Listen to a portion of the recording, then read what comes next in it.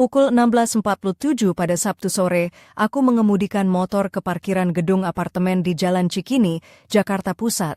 Badanku pegal semua setelah 7 jam mengangkut barang dari lantai 1 ke lantai 3. Temanku, Raffi, akhirnya pindah dari apartemen sempitnya yang bikin stres itu, dan aku? Ya, aku yang sukarela bantuin dia. Mulia tapi bodoh, pikirku. Punggungku pasti bakal ngingetin keputusan ini selama beberapa hari ke depan. Apa yang aku inginkan cuma mandi air hangat, bir dingin, dan rebahan sejam di sofa sebelum mikir mau makan apa malam ini. Lampu di apartemen Raffi sudah menyala saat aku sampai di lantai kami. Suara tawa perempuan terdengar dari balik pintu. Malam cewek-cewek, ya? Aku lupa, atau mungkin aku memang nggak dikasih tahu kalau malam ini ada acara bukan minggu depan. Rani, pacarku selama 4 tahun, belakangan ini suka ubah rencana tanpa bilang, tapi aku terlalu capek buat peduli. Aku membuka pintu perlahan, nggak nyaris-nyaris nyelinap, cuma terlalu lelah untuk mengumumkan kehadiranku dengan gaya dramatis. Tiba-tiba, suaranya yang jernih dan tegas menembus keramaian itu. Jujur aja, kamu tuh nggak cukup pria buat aku. Tawa pecah dari teman-temannya. Aku membeku di ambang pintu, debu sofa lama, Raffi masih menempel di bajuku, kunci menggantung di tangan. Pacarku duduk santai di sofa kami, memegang gelas anggur, dan sedang menghibur teman-temannya dengan kebenaran soal aku. Kalau kata aku, salah satu temannya menimpali dengan nada nakal, kamu butuh seseorang yang selevel sama kamu. Betul, Rani menegaskan sambil tersenyum penuh kemenangan. Aku capek ngalah terus. Jantungku berdegup kencang, tapi kepalaku justru terasa kosong. Kalian tahu kan, momen di mana semuanya tiba-tiba jelas? Sesuatu yang selama ini kamu berusaha tutupi mendadak terang benderang? Ini momen itu. Aku melangkah ke ruang tamu. 4 pasang mata langsung menatapku. Tawa langsung hilang. Halo, suaraku datar. Obrolan yang menarik. Wajah Rani berubah pucat. Oh, kamu pulang lebih awal. Kami baru... Kamu benar. Aku potong. Tenang. Aku memang nggak cukup pria buat kamu. Semua terdiam. Salah satu temannya bahkan menaruh gelas anggurnya. Itu sebabnya aku buat kamu jadi tantangan orang lain. Apa maksudmu? Rani hampir berteriak. Kamu dengar sendiri. Mau yang bisa ngimbangin kamu? Ya cari aja. Aku capek jadi audisi. Aku keluarkan ponsel, buka aplikasi catatan, mulai mengetik. Apa yang kamu lakukan? Mendokumentasikan ini, tanggal, waktu, saksi, buat nanti pas urusan pisah kontrak. Aku menatap ketiga temannya. Tak satu pun dari mereka berani menatapku balik. Kalian semua dengar kan? Aku nggak cukup pria. Jadi biar jelas, aku bukan yang mengakhiri ini. Aku berjalan ke kamar. Langkah sepatu hak Rani terdengar panik di lantai kayu. Kamu mau kemana? Berkemas. Kamu serius? Aku menoleh. Kamu baru saja bilang hubungan kita kayak lelucon ke teman-temanmu. Kenapa aku nggak serius?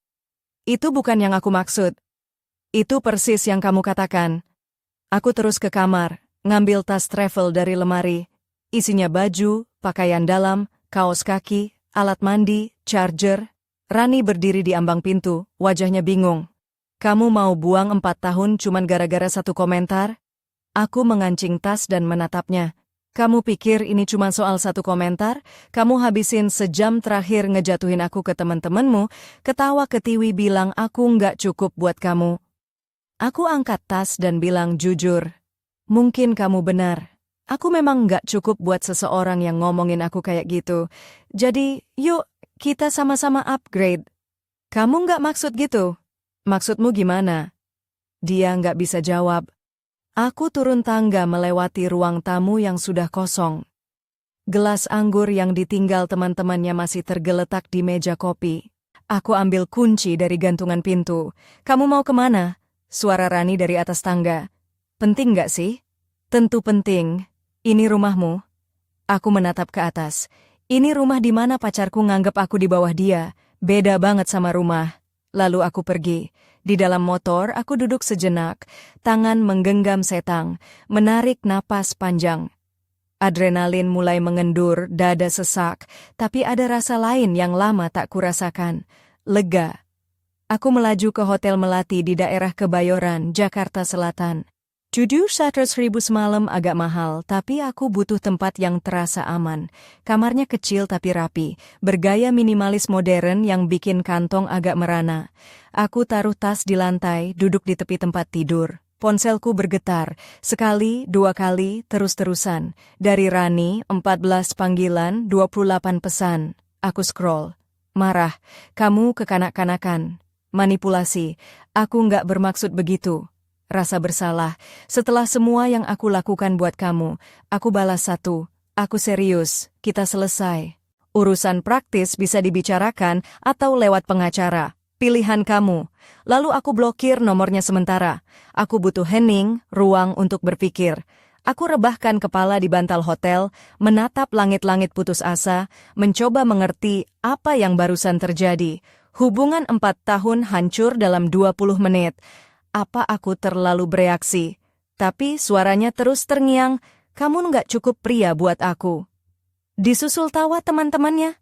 Tidak, aku nggak berlebihan. Aku cuman akhirnya sadar. Tiba-tiba ponsel berdering jam 7 pagi. Nomor tak dikenal. Call, ini Aisyah. Tolong jangan tutup teleponnya.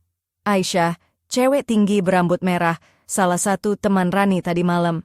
Kenapa telepon aku? Karena kejadian kemarin itu nggak cuman omongan cewek biasa. Dia udah rencanain sesuatu. Perutku serasa dililit. Rencanain apa? Nggak tahu pasti, tapi dia bikin narasi selama berbulan-bulan. Bilang kamu posesif, cemburu, nahan dia. Aisyah menatapku. Itu benar? Aku geleng. Dia keluarkan ponselnya. Dia juga main aplikasi kencan. Bumble, Hinge. Katanya cuma lihat-lihat, tapi sudah sejak Januari. Mungkin lebih. Dia scroll ponselnya. Ada lagi, dia flirting sama cowok di kantor. Namanya Prasetyo. Sering makan siang bareng, kirim pesan terus. Aku merinding. Kenapa kamu bilang ini? Aku lihat sendiri kemarin malam. Dia humiliasi kamu di depan semua orang, ketawa ketiwi. Itu nggak oke. Suaranya sedikit pecah. Dan karena kamu selalu baik sama aku, sama kita semua, kamu nggak pantas diperlakukan kayak gitu. Dia tahu kamu telepon aku? Nggak. Kalau dia tahu, bisa gila dia. Aisyah melihat ponselnya lagi. Aku bisa kirim screenshot chat grup kita. Kata-katanya soal kamu. Aku nggak mau hancurin persahabatan, tapi kamu harus tahu. Dia main permainan. Apa permainan? Bikin kamu jadi kambing hitam. Biar kamu yang pergi duluan, terus dia bilang kamu ninggalin dia. Aisyah menatapku. Penting buat kamu waspada call. Catat semua. Lindungi diri. Dia kirim screenshot. Aku duduk membaca pesan-pesan 6 bulan terakhir. Rani mengeluh soal aku, teman-temannya membalas. Kamu terlalu baik buat call juga. Hidup itu singkat, coba yang lain. Dan yang paling kejam, aku bakal bertahan sampai dapat yang lebih baik. Nggak mau sendiri. Aku merasa mual. Aku rekam pembicaraan ini ya. Aisyah bilang, aku kirim filenya, pakai sesuai kebutuhan. Lindungi diri. Kenapa kamu rela ambil risiko buat aku? Ini bukan soal kamu, tapi soal yang benar. Jujur, abis kejadian kemarin, aku ragu mau lanjut persahabatan dengan orang yang perlakukan orang lain kayak gitu. Setelah kopi kami habis, aku duduk di motor di parkiran, membuka ponsel, mulai catat semua, waktu, tanggal, kata-kata, simpan screenshot Aisyah di 3 tempat berbeda. Aku lalu telepon Raffi. Halo bro, ada apa? Aku butuh tempat nginap. Hubungan aku baru aja bubar. Kamarmu siap, bro. Berapa lama? Nggak tahu. Mungkin beberapa minggu sampai aku beresin semuanya. Santai aja, bro. Aku menuju apartemen Raffi di kawasan Kemang Selatan. Dia bantu aku turunkan tas tanpa banyak tanya, menyerahkan 1 botol bir dan bilang, kalau mau cerita, aku ada. Malam itu aku berbaring di kamar tamu Raffi, menatap langit-langit. Kamar sederhana, cuma kasur, lemari, lampu tapi sunyi dan damai, nggak ada ketegangan yang menggantung. Aku buka ponsel, lihat foto lama aku dan Rani di Taman Suropati 2 tahun lalu. Senyum, bahagia, setidaknya aku pikir kami bahagia. Kapan semuanya berubah? Kapan aku jadi nggak cukup? Ponsel bergetar, pesan dari mama.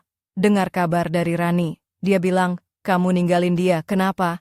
Tentu saja, Rani sudah cerita ke mama, mulai atur narasi. Aku balas singkat, kami putus, besok aku telepon jelasin. Mama langsung membalas, kamu baik-baik saja? Aku sedang berusaha. Aku ketik, sayang mama, letakkan ponsel, tutup mata, buat rencana. Aku harus lindungi diri secara hukum, dokumentasi keuangan, pisahkan hidupku dari Rani dengan bersih, tanpa drama, tanpa balas dendam, cuma putus secara rapi. Tiba-tiba ponsel berdering, kakakku Ryan. Mama telepon aku, katanya kamu sama Rani putus, cepat sekali berita sampai. Dia juga bilang, Rani nangis-nangis bilang kamu ninggalin dia tanpa alasan. Ryan diam sejenak. Itu benar? Aku ninggalin iya. Tanpa alasan? Enggak. Ayo ceritain. Aku jelaskan semuanya. Suara yang kudengar, kata-kata yang dia ucapkan, screenshot dari Aisyah. Ryan diam. Gila, aku nggak pernah suka dia. Kamu nggak pernah bilang. Bukan tempatku buat bilang. Tapi dia suka bikin komentar kayak dia lebih baik dari semua orang. Termasuk kamu. Dia menghela napas. Aku senang kamu pergi bro. Kamu pantas punya yang anggap kamu istimewa, bukan yang anggap kamu cuma lumayan. Thanks Ryan. Butuh apa-apa? Uang? Tempat nginep? Aku baik-baik saja. Tinggal sama Raffi dulu. Oke, tapi telepon aku kalau perlu backup. Serius. Setelah telepon, aku merasa lega. Keluargaku mendukung. Itu penting. Aku buka blokir nomor Rani. 47 pesan baru, voicemail penuh emosi, marah, sedih, tawar-menawar. Pesan terakhir cuma, tolong. Aku balas, sewa pengacara atau setuju mediasi. Komunikasi lewat mereka mulai sekarang. Balasan datang secepat kilat. Serius? Aku diam. Selasa malam, aku kirim pesan. Aku ke rumah jam 18 khas ambil barang. Cepat kok. Dia menunggu saat aku tiba. Wajahnya hancur, mata merah, rambut dikepang, pakai baju santai. Kita bisa bicara? Aku mulai ngambil barang. Buku, peralatan dapur, foto keluarga. Kamu serius ini cuma gara-gara satu komentar? Aku berhenti menatapnya. Bukan cuma satu komentar, ini akumulasi 6 bulan kamu bilang ke teman-teman kamu aku nggak cukup. Sementara aku bayar sebagian besar sewa, dukung kamu jadi pasangan yang baik. Kamu cuma curhat. Enggak. Aku tunjukkan ponsel, screenshot dari Aisyah, wajahnya berubah pucat. Aisyah yang kirim itu? Nih, kamu nggak peduli nyakitin aku, cuma takut ketahuan. Aku terus berkemas. Dia coba air mata, minta maaf, janji apa saja. Tapi aku nggak mau kamu berbuat apa-apa, Rani. Aku mau sama orang yang nggak perlu meyakinkan dirinya aku pantas. Aku nggak pernah bilang itu ke semua orang kecuali kamu. Itu malah lebih buruk. Aku angkat 3 kotak ke motor. Dia berdiri di pintu, diam mengamati. Jadi ini aja? Untuk bertahun-tahun, kamu yang dorong aku pergi. Aku cuma baru dengar. Aku balik ke rumah Raffi, merasa lebih ringan walau hati berat. Malamnya, pesan masuk dari Morgan, teman lain malam itu. Hai, aku tahu ini aneh, tapi maaf ya aku ketawa. Itu nggak keren. Aku nggak balas, tapi sadar pola. Teman-teman Rani mulai mundur. Narasinya runtuh. Rabu pagi, aku ke kantor pengacara Angela Putri di pusat kota.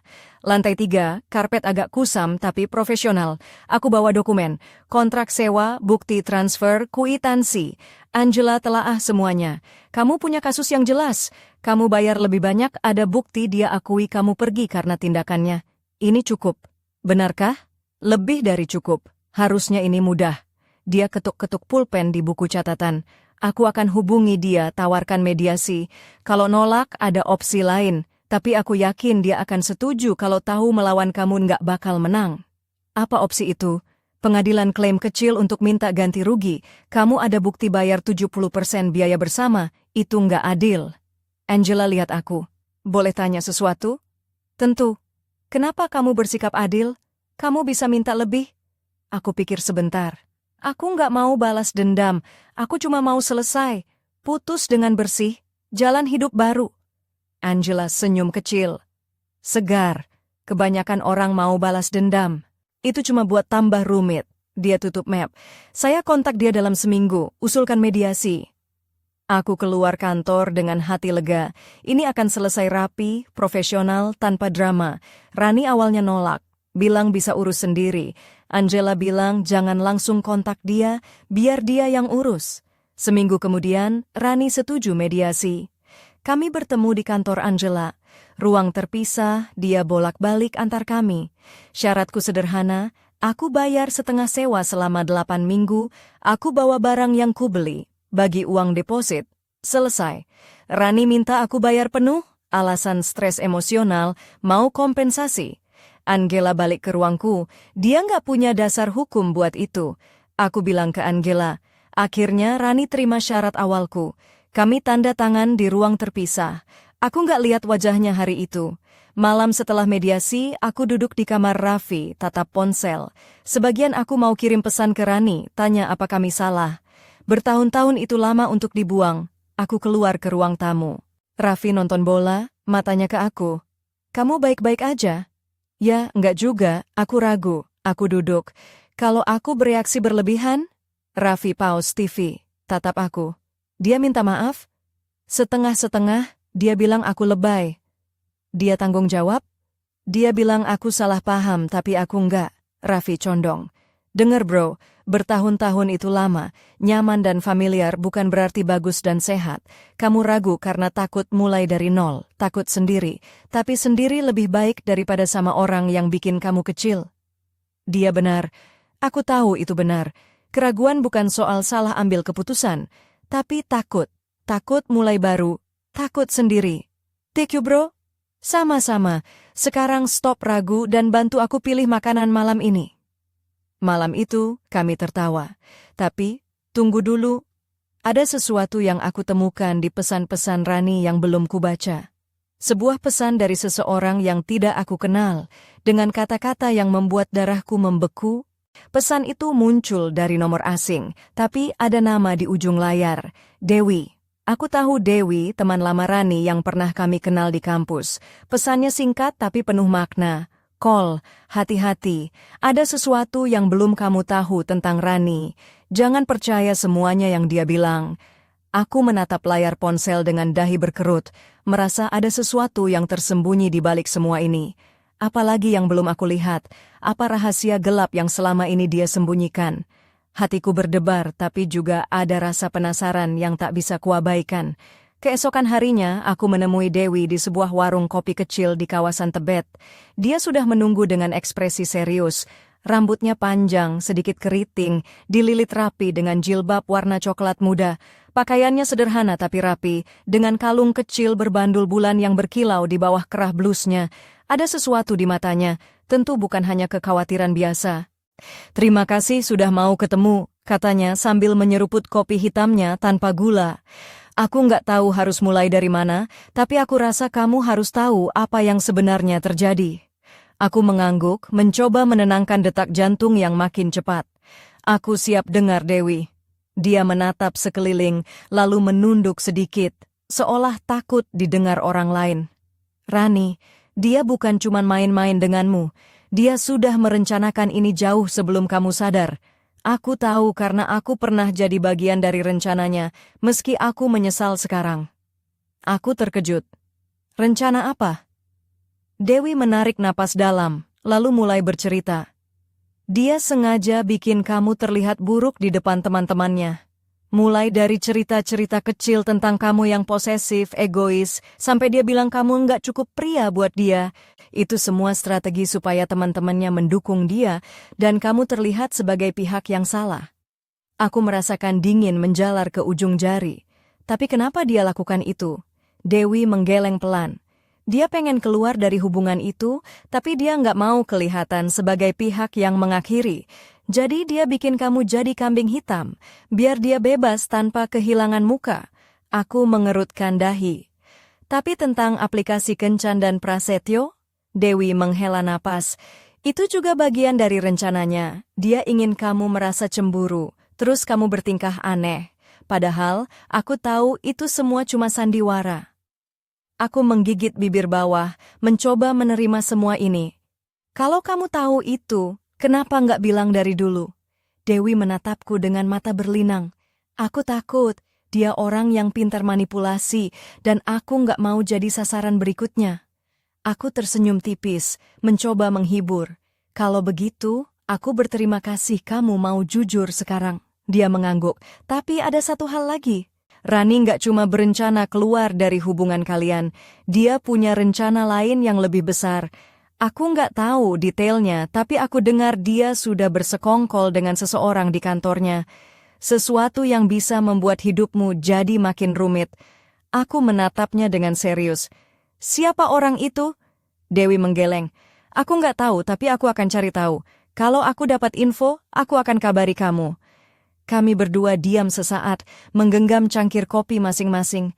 Aku merasakan beban baru di pundakku, tapi juga semacam kekuatan baru. Kalau kamu butuh bantuan, bilang ya, Dewi menambahkan sambil tersenyum tipis. Aku mengangguk. Terima kasih Dewi, aku bakal berhati-hati. Saat aku keluar dari warung kopi itu, langit Jakarta mulai mendung, awan gelap bergerak cepat di atas gedung-gedung tinggi. Seolah alam pun tahu, badai belum selesai datang. Aku mulai bertanya-tanya, apa yang sebenarnya sedang aku hadapi?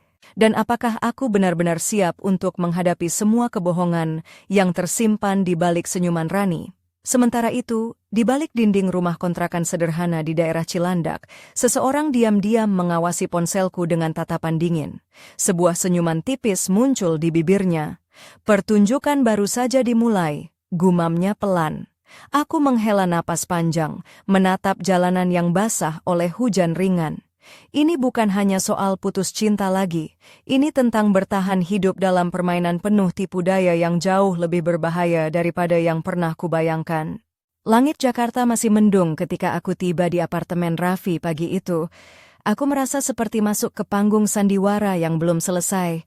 Tas travel hitamku masih tergeletak di sofa, dan aroma kopi seadanya yang tadi pagi kubuat masih menggantung di udara. Aku duduk di tepi sofa, membuka pesan-pesan lama dari Rani dan teman-temannya, menyusun kepingan-kepingan teka-teki yang entah bagaimana membentuk gambaran sebuah pengkhianatan. Aku mencoba untuk berpikir jernih, tapi hatiku berkecamuk. Aku sendiri bertanya-tanya, apakah selama ini aku terlalu buta, terlalu percaya? Atau memang Rani pandai menyembunyikan sisi gelapnya dengan rapi, seperti pesulap yang lihai menutupi trik-triknya. Raffi masuk ke ruang tamu dengan membawa 2 gelas kopi dan sebatang rokok. Kau kelihatan seperti orang habis dihukum pacar, godanya sambil menyerahkan gelas kopi. Aku tersenyum tipis, menerima kopi dan menyalakan rokoknya. Ini bukan soal pacar lagi, Raf. Ini soal siapa aku sebenarnya buat dia, kataku pelan. Raffi duduk di sampingku, matanya menatap dalam. Kau tahu, kadang-kadang yang kita anggap cinta itu cuma ilusi. Kayak es krim rasa durian yang manis di luar, tapi bikin perut mules kalau kebanyakan. Katanya sambil tertawa kecil. Aku terkekeh, iya, dan aku baru sadar es krim itu ada di dalam hubungan ini. Kami berdua tertawa, tapi tawa itu terasa getir. Aku terus membaca pesan-pesan yang dikirim Aisyah dan Dewi, mencoba mengartikan setiap kata dan niat di baliknya. Tiba-tiba ponselku bergetar. Pesan masuk dari nomor baru, hanya 1 kalimat. Hati-hati Rani bukan satu-satunya yang bermain. Aku menatap layar dengan mata membelalak. Siapa lagi yang bermain? Apa maksud pesan itu? Aku coba balas, tapi tidak ada jawaban. Raffi menatapku dengan penuh rasa penasaran. Ada apa? Aku nggak tahu, ini baru makin rumit. Dia mengangkat bahu. Kalau kau butuh partner buat ngadepin ini, aku siap jadi sidekickmu. Kayak Batman dan Robin versi Jakarta. Aku tertawa. Sidekick keren nih, tapi jangan lupa Batman-nya harus tetap keren dan kuat. Hari itu, aku memutuskan untuk mulai menyelidiki sendiri. Aku pergi ke kantor Rani di daerah Kuningan, sebuah gedung perkantoran megah dengan kaca-kaca besar yang memantulkan sinar matahari. Aku ingin mencari tahu siapa pria misterius yang disebut Dewi yang katanya bersekongkol dengan Rani. Di lobi gedung, aku bertanya pada satpam dengan pura-pura jadi kerabat Rani yang ingin mengantar sesuatu. Satpam itu, Pak Joko, pria paruh baya dengan kumis tebal dan senyum ramah, mengangguk dan mengizinkanku masuk. Aku melangkah masuk ke ruang kerja Rani. Meja kerjanya rapi, penuh dengan dokumen dan foto keluarga kecil yang tampak bahagia. Tapi aku tahu itu cuma topeng. Aku membuka laci meja dan menemukan sebuah amplop coklat yang tidak tertutup rapat. Di dalamnya ada beberapa foto Rani bersama seorang pria berjas hitam. Wajahnya samar, tapi aura dinginnya sangat terasa. Tiba-tiba ponselku bergetar. Pesan masuk. Berhenti atau kau akan menyesal.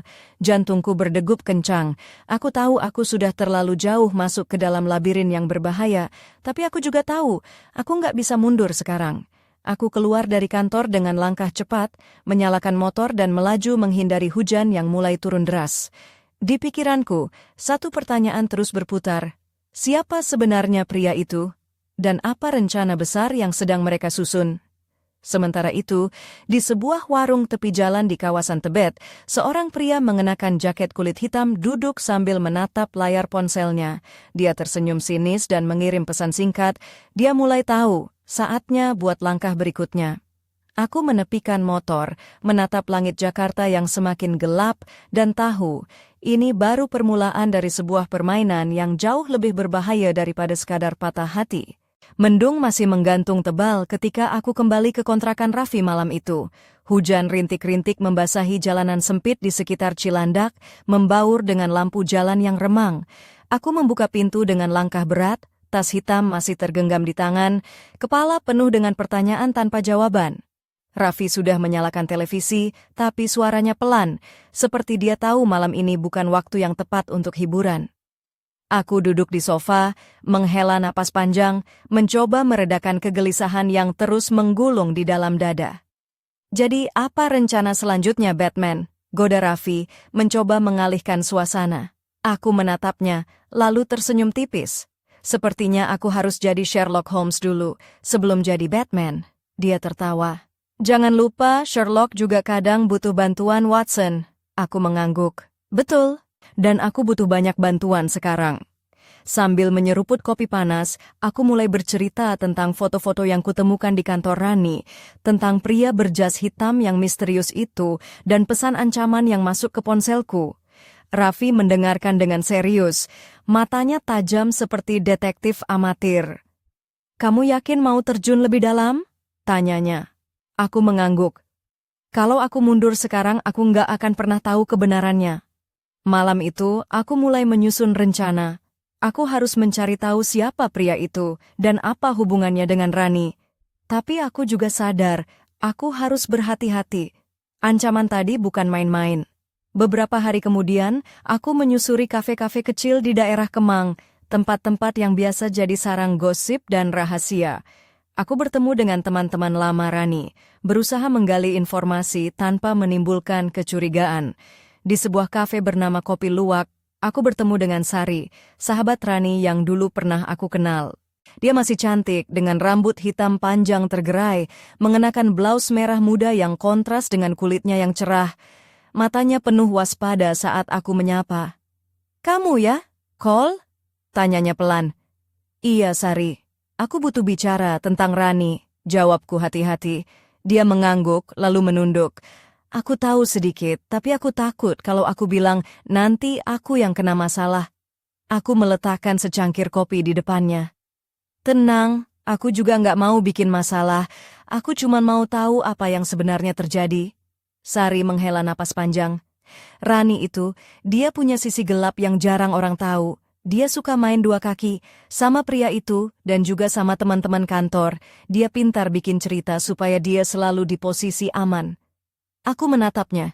Pria itu siapa? Dia ragu, lalu berkata, aku dengar dia sering ketemu dengan Pak Jaya, bos baru di kantor. Orang yang dingin dan berkuasa. Mereka punya rencana besar, tapi aku nggak tahu detailnya. Aku mengangguk pelan, meresapi informasi itu. Terima kasih Sari, ini sangat membantu. Dia tersenyum lemah. Hati-hati, ya, jangan sampai kamu jadi korban berikutnya. Keluar dari kafe, aku merasakan hawa dingin yang menusuk tulang. Jakarta malam itu terasa seperti labirin gelap yang penuh jebakan. Kembali di kontrakan, aku membuka laptop dan mulai mencari jejak Pak Jaya. Dari foto-foto yang kutemukan, dia pria berumur pertengahan 40-an, dengan wajah tegas dan mata tajam, selalu mengenakan setelan jas hitam yang rapi, seperti seseorang yang tak pernah tersentuh oleh kesalahan. Aku menyadari, ini bukan hanya soal patah hati lagi. Ini sudah berubah menjadi permainan kekuasaan, manipulasi, dan mungkin bahaya yang nyata. Tiba-tiba ponselku bergetar. Sebuah pesan masuk dari nomor tidak dikenal. Berhenti menggali atau kau akan menyesal. Aku menatap layar dengan dingin, lalu membalas, "Sebelum aku berhenti, aku mau tahu siapa kamu sebenarnya." Tak ada balasan. Di balik layar, seseorang tertawa kecil sambil menatap ponsel yang baru saja kuaktifkan. Dia mulai melawan, ini akan jadi lebih seru. Aku menarik napas dalam-dalam, menatap keluar jendela. Jakarta malam itu penuh dengan rahasia, dan aku bertekad untuk mengungkap semuanya, walau harus membayar mahal. Hujan deras mengguyur Jakarta saat aku melangkah keluar dari kontrakan Raffi menuju motor tua yang terparkir di depan. Suara gemuruh petir menyatu dengan detak jantungku yang makin kencang. Pesan ancaman tadi masih terngiang di kepala, tapi rasa penasaran dan tekad mengalahkan rasa takut. Aku harus terus maju. Malam itu, aku memutuskan untuk menyusup ke gedung kantor Rani. Bukan niat buruk, tapi aku perlu bukti. Bukti yang bisa membongkar rencana gelap yang selama ini tersembunyi. Dengan jaket hitam dan topi, aku menyelinap melewati pintu belakang yang biasanya jarang dijaga. Di lorong sunyi, langkah sepatu hak Rani terdengar samar dari kejauhan. Aku sembunyi di balik sudut, menahan napas. Ternyata dia datang lebih awal. Saat dia membuka pintu ruang kerjanya, aku melihatnya mengeluarkan ponsel dan mengirim pesan singkat. Layar ponselnya menunjukkan nama Pak Jaya. Aku mengintip layar itu sebentar. Pesan tertulis, "Sudah siap? Besok malam semua akan berubah." Jantungku berdebar. Apa maksudnya? Apa yang akan berubah? Aku tahu aku harus bertindak cepat. Tiba-tiba, suara dering ponselku memecah keheningan. Aku buru-buru meraih, tapi lupa mematikan suara. Rani menoleh ke arahku dan matanya membulat. Aku terjebak. "Cole, apa yang kamu lakukan di sini?" Suaranya dingin, tapi ada nada marah dan kecewa yang sulit disembunyikan. Aku menelan ludah, berusaha tetap tenang. "Aku harus tahu kebenarannya, Rani. Semua kebohongan dan rahasia ini harus berakhir." Dia menatapku lama, lalu tersenyum sinis.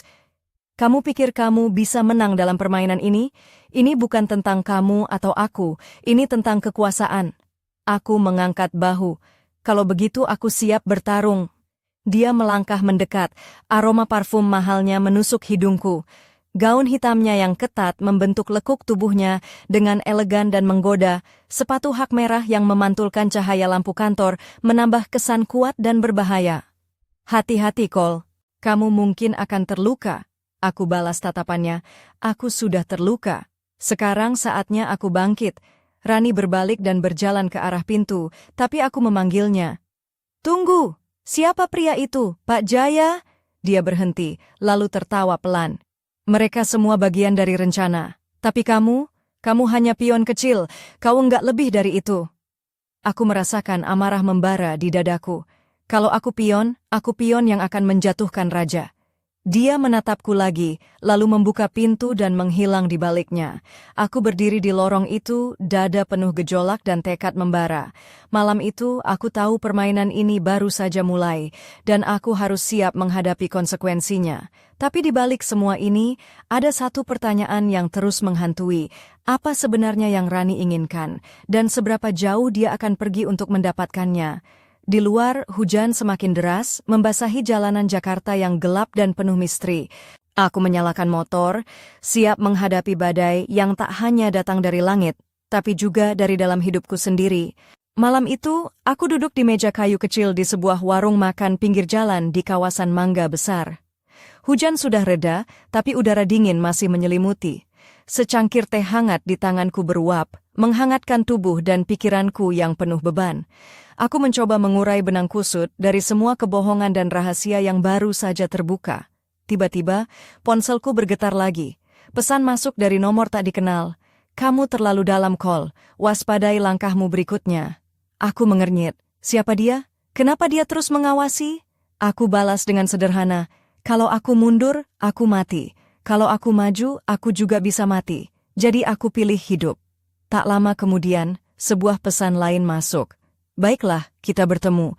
Besok malam di warung kopi Pak Slamet, Jalan Radio Dalam. Sendirian." Hatiku berdegup kencang. Tawaran pertemuan misterius tentu saja penuh risiko, tapi aku tak punya pilihan selain menerimanya.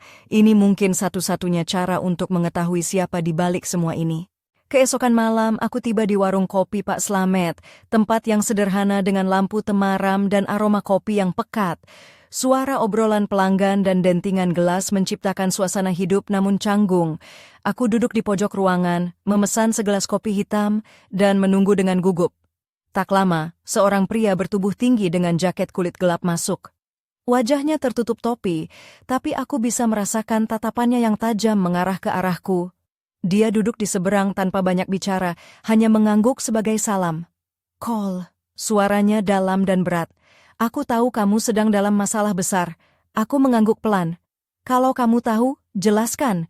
Dia mencondongkan badan, menatap dalam mataku. "Rani bukan hanya perempuan yang kamu kira. Dia punya jaringan, pengaruh, dan rencana yang lebih besar dari hubungan kalian." Aku menahan napas. "Siapa kamu?" Dia tersenyum tipis, tapi ada ketegangan di balik senyum itu. "Namaku Ardi. Aku pernah dekat dengan Rani, tapi aku keluar karena aku nggak setuju dengan caranya." Aku merasa lega sekaligus penasaran. Apa yang dia rencanakan? Ardi menatap sekeliling, memastikan tak ada yang mendengar. Dia ingin menguasai proyek besar di kantornya, dan dia nggak segan menggunakan siapapun untuk mencapai tujuan itu. Pak Jaya adalah bagian dari rencananya, tapi bukan satu-satunya. Aku terdiam, membiarkan kata-katanya meresap. "Lalu aku?" Ardi menatapku serius. "Kamu jadi alatnya, Cole. Dia pakai kamu untuk menutupi kesalahan dan membuatmu terlihat sebagai korban." Aku merasakan amarah dan kecewa bercampur aduk. Apa yang harus aku lakukan? Ardi mengambil selembar kertas dari saku jaketnya dan meletakkannya di meja. "Ini kontak orang yang bisa membantu kamu mengungkap semuanya. Tapi hati-hati, Cole. Ini bukan hanya soal cinta, tapi tentang kekuasaan dan bahaya nyata." Aku mengangguk, mengambil kertas itu dengan tangan sedikit gemetar. "Terima kasih, Ardi. Aku butuh bantuan." Dia berdiri, memberi isyarat pamit, dan menghilang ke dalam keramaian warung. Aku duduk kembali, kopi di hadapan mulai dingin, pikiran berputar, antara takut dan bersemangat. Pertarungan ini sudah jauh melampaui batas hubungan biasa. Ini tentang siapa yang bertahan dan siapa yang hancur. Di luar, lampu jalan berkelap-kelip, bayangan gelap berlari di antara rintik hujan yang mulai turun lagi. Aku tahu, besok adalah hari baru, dan aku harus siap menghadapi apapun yang datang. Pagi itu, matahari baru saja menyembul malu-malu di balik gedung-gedung tua kawasan Pasar Minggu ketika aku tiba di sebuah kantor kecil yang terletak di ujung gang sempit. Nama di papan kayu di depan pintu tertulis, Biro Investigasi Pribadi, Sari Widya. Aku menghela napas dalam, lalu mengetuk pintu dengan gugup. Seorang wanita paruh baya membuka pintu. Rambutnya yang mulai memutih disanggul rapi, wajahnya tegas namun penuh perhatian. "Kamu Colin, ya?" tanyanya dengan suara lembut tapi mantap. Aku mengangguk. "Iya, Bu Sari. Aku butuh bantuan untuk mengungkap sesuatu yang sangat penting." Dia tersenyum tipis dan mempersilahkan aku masuk. Ruangan itu sederhana, dinding penuh dengan foto-foto dan peta yang disematkan dengan pin warna-warni, seolah menjadi pusat pengawasan rahasia. Setelah aku menjelaskan semua yang terjadi, Bu Sari mengangguk-angguk serius. "Kisah yang cukup rumit, Cole. Tapi jangan khawatir, aku punya jaringan dan pengalaman untuk membantumu." Kami mulai menyusun strategi. Aku menyerahkan dokumen-dokumen yang sudah kukumpulkan, screenshot chat, foto-foto Rani dengan pria misterius, dan pesan-pesan ancaman. Bu Sari memeriksa semuanya dengan teliti. "Kita perlu mengawasi aktivitas Rani dan Pak Jaya secara diam-diam. Aku akan mengirim tim kecil untuk membantu pengintaian," ujarnya sambil menulis beberapa nomor telepon. Seminggu berikutnya, hidupku berubah menjadi penuh ketegangan dan rahasia. Setiap hari, aku menerima laporan singkat dari tim Bu Sari yang menyamar sebagai pegawai kantor, tukang parkir, bahkan petugas kebersihan. Mereka berhasil merekam beberapa pertemuan rahasia antara Rani dan Pak Jaya di restoran mewah dan hotel bintang 5. Di sela-sela penyelidikan, aku mencoba memperbaiki hidupku yang berantakan. Aku mulai berolahraga rutin, memperbaiki pola makan, dan bahkan mencoba belajar memasak, walau hasilnya sering kali berantakan dan membuat Raffi tertawa terbahak-bahak saat aku ceritakan. Suatu sore, saat kami duduk di balkon kontrakan Raffi sambil menikmati mie instan dan bir dingin, ponselku berdering. Nomor tidak dikenal, aku mengangkat dengan waspada. "Cole, ini Bu Sari." Suara di seberang terdengar serius. "Kita dapat informasi baru." Rani sedang merencanakan sesuatu yang besar dan waktunya semakin dekat. Aku menelan ludah. Apa yang dia rencanakan, Bu? Dia akan menggelar acara besar di kantor, undangan resmi untuk klien-klien penting. Aku curiga itu bukan sekadar acara biasa. Kita harus siap menghadapi kemungkinan terburuk. Malam itu, aku terjaga sepanjang malam, membayangkan wajah Rani yang selalu terlihat anggun tapi penuh tipu daya. Gaun merah panjang yang dulu membuatku terpesona, kini berubah menjadi simbol bahaya yang menghantui hidupku. Namun, di balik semua rasa takut dan ketidakpastian, aku merasakan kekuatan baru tumbuh di dalam diriku. Aku bukan lagi korban, aku adalah pejuang, dan aku tahu pertarungan sebenarnya baru akan dimulai. Tapi di suatu sudut gelap kota, sebuah bayangan berdiri menyendiri, matanya menyala merah dalam kegelapan. Mereka belum tahu apa yang menunggu, bisiknya pelan. Badai akan datang dan semua akan berubah. Malam itu, udara Jakarta terasa berat dan pengap saat aku melangkah masuk ke ballroom sebuah hotel mewah di kawasan Sudirman. Lampu kristal berkilauan memantulkan warna emas ke seluruh ruangan yang dipenuhi tamu berpakaian rapi dan anggun. Suara musik jazz lembut mengalun sebagai latar belakang. Aku mengenakan gaun hitam panjang yang membalut lekuk tubuhku dengan elegan, namun tetap sederhana. Sepatu hak tinggi berwarna hitam berkilauan menambah kesan percaya diri. Kalung mutiara kecil menghiasi leherku, sementara rambut hitamku disanggul rapi dengan beberapa helai terurai di sisi wajah, memberi sentuhan sensual yang halus. Aku datang bukan sebagai tamu biasa, tapi sebagai pengintai yang harus mengumpulkan bukti. Di tanganku, sebuah clutch kecil berisi ponsel dengan kamera tersembunyi dan alat perekam suara. Aku berusaha menjaga ekspresi wajah agar tetap tenang, meski dalam hati berdebar hebat. Di sudut ruangan, aku melihat Rani berdiri dekat meja buffet, mengenakan gaun merah anggun yang membuatnya pusat perhatian. Rambutnya disisir ke belakang, bibir merah merona, dan senyumnya memikat namun penuh tipu daya. Di sampingnya, pria berjas hitam, Pak Jaya, tertawa kecil sambil berbicara dengan beberapa tamu penting. Aku mendekat secara perlahan, mendengarkan percakapan mereka dari jarak dekat. Suara mereka rendah, tapi aku berhasil merekam beberapa kata yang membuat bulu kuduku berdiri. Proyek ini akan mengubah segalanya. Dengan dukungan dari pihak internal dan eksternal, kita bisa mengendalikan pasar. Rani tertawa pelan. Semua harus berjalan lancar, tidak ada ruang untuk kesalahan. Pak Jaya mengangguk, dan jika ada yang mencoba mengganggu, kita akan tahu apa yang harus dilakukan. Aku menahan napas. Ini bukan sekadar urusan kantor atau ambisi karier. Ini soal sesuatu yang lebih besar, sesuatu yang bisa menghancurkan banyak orang. Tiba-tiba ponselku bergetar. Sebuah pesan baru masuk dari Bu Sari. Hati-hati Kol, ada yang mulai curiga. Aku menatap sekeliling dengan waspada. Beberapa tamu mulai melirik ke arahku. Aku segera mengakhiri rekaman dan mencari jalan keluar. Di luar ballroom, hujan deras mulai turun, membasahi trotoar dan membaur dengan cahaya lampu jalan. Aku menarik napas panjang, mencoba menenangkan diri. Pertarungan ini memang belum usai, bahkan mungkin baru saja mencapai puncaknya. Saat aku berjalan menuju mobil, sebuah tangan tiba-tiba meraih lenganku. Aku menoleh dan bertemu dengan tatapan dingin seorang pria bertubuh besar dengan wajah tak dikenal. Kau tidak seharusnya ada di sini, suaranya dalam dan mengancam. Aku menguatkan suara. Aku hanya ingin tahu kebenaran.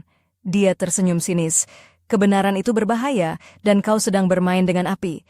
Aku tersentak, tapi aku sudah terlanjur terjerat dalam permainan ini.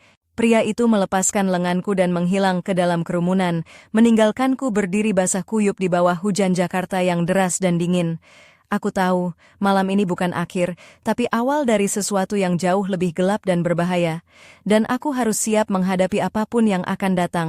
Dingin hujan Jakarta masih menyelimuti tubuhku saat aku melangkah masuk ke apartemen baru yang kubeli beberapa minggu lalu di kawasan Tebet. Lampu-lampu jalan memantul di jendela besar ruang tamu, menciptakan bayangan yang berayun lembut di dinding putih bersih. Aku melepas sepatu hak hitamku, lalu berjalan melewati karpet tebal yang baru saja kuletakkan. Gaun hitam malam tadi sudah berganti dengan kaos longgar dan celana jeans, membuatku merasa lebih nyaman meski lelah masih menghantui. Di meja makan, ponselku bergetar. Pesan masuk dari Rachel. perempuan dengan senyum hangat dan rambut coklat keriting yang mulai ku kenal sebagai cahaya baru dalam hidupku. Sudah sampai rumah? Aku harap kamu baik-baik saja setelah malam tadi. Aku tersenyum, membalas, ya, sudah, tapi aku tahu ini belum berakhir. Rachel membalas cepat, kalau kamu butuh teman bicara atau sekadar pelarian, aku ada di sini. Aku meletakkan ponsel dan mendekat ke jendela, menatap langit malam yang mulai cerah.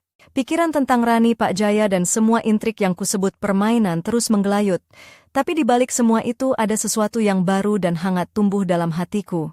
Beberapa hari kemudian aku menerima sebuah amplop coklat tanpa pengirim.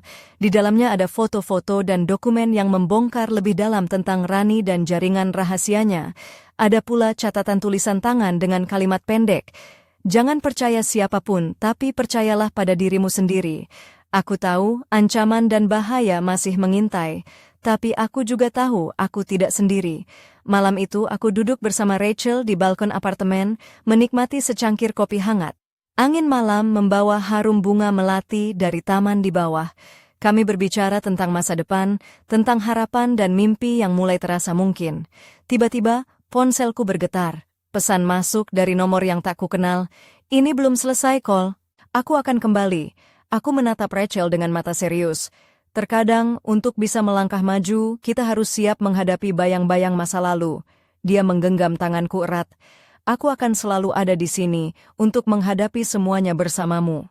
Di kejauhan, lampu kota berkelap-kelip seperti bintang-bintang yang tak pernah padam. Aku tahu, perjalanan ini belum berakhir, tapi aku sudah belajar satu hal penting. Kekuatan sejati berasal dari keberanian untuk berdiri dan melangkah maju, meski dunia berusaha menjatuhkanmu, dan aku siap untuk menghadapi apapun yang datang berikutnya. Pagi yang cerah menyambutku di balkon apartemen, angin sepoi-sepoi membawa aroma kopi dan udara segar dari taman kota yang ramai. Aku mengenakan blazer biru tua yang pas di badan, celana panjang hitam, dan sepatu kulit coklat yang baru saja kupoles. Rambutku tergerai rapi dengan sedikit sentuhan lipstik merah muda yang membuat wajahku tampak segar dan percaya diri. Hari ini bukan hari biasa. Ponsel bergetar di meja, sebuah pesan dari nomor tak dikenal. Kamu pikir sudah selesai? Tunggu saja kejutan berikutnya. Aku tersenyum tipis, kemudian membalas, aku sudah siap, bawa apapun yang kau punya. Setelah sarapan sederhana, aku berjalan keluar menuju sebuah gedung pertemuan di pusat kota.